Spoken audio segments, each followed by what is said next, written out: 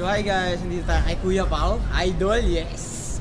Yan, so anong may message siya for G2 and yun nga, hopefully pakinggan niyo siya. Very, very, very, very inspiring.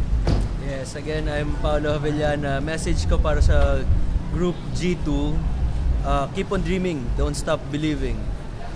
Siguro, for now, alam nyo na I'm visually impaired, I'm legally blind, I'm handicapped. Pero para sa akin, hindi pwedeng maging hindrance or maging hadlang, kahit ano pa, kapansanan man to or whatever, para maabot natin ang mga dreams natin. Just continue, don't stop, don't quit, walang ihinto.